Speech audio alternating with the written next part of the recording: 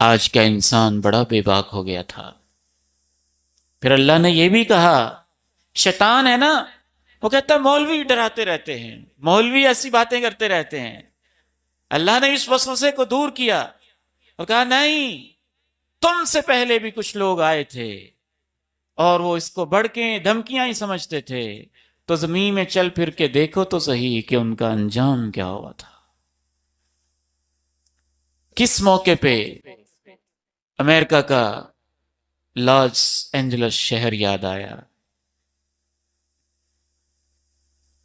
یہ وہی شہر تھا جس میں ایک شوٹ کرتے ہوئے ایک ایکٹریس نے سٹیج پہ آ کے باقاعدہ یہ الفاظ کہے تھے۔ حاضرین سے پوچھا، تم میں سے کتنے ہیں جو اپنے والدین کو سمجھتے ہیں انہوں نے ہمیں یہ مقام دیا؟ تم میں سے وہ کتنے ہیں جو سمجھتے ہیں ہم نے محنت کی؟ تم میں سے وہ کتنے ہیں جو سمجھتے ہیں کہ ہماری لک ہے، ہماری قسمت ہے، ہم یہاں تک پہنچے؟ اور تم میں سے وہ کتنے ہیں جو یہ سمجھتے ہیں کہ اللہ نے ہمارے اوپر مہربانی کی؟ اس پورے پروگرام کے اندر ایک بھی شخص نہیں تھا جس نے یہ کہا ہو کہ جو کچھ دیا مجھے اللہ نے دیا۔ تو اس نے سٹیج پہ کھڑے ہو کے کہا، گاڈ از زیرو مینشنڈ، یہ وہ شہر ہے جہاں اللہ کا تذکرہ زیرو ہو گیا ہے، یہ گاڈ لیس سٹی ہے۔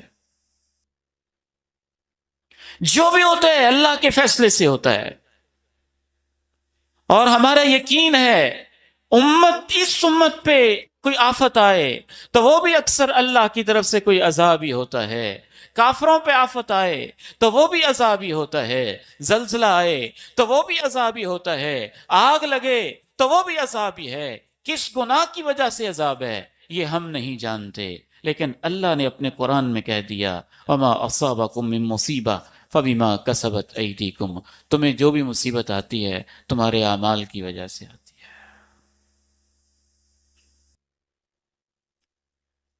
ترقی یافتہ ترین علاقہ،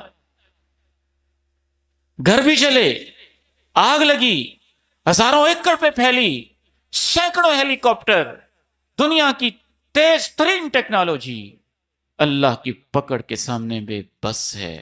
اللہ یاد دلانا چاہتا ہے، آسمان والے سے بے خوف نہ ہوا کرو۔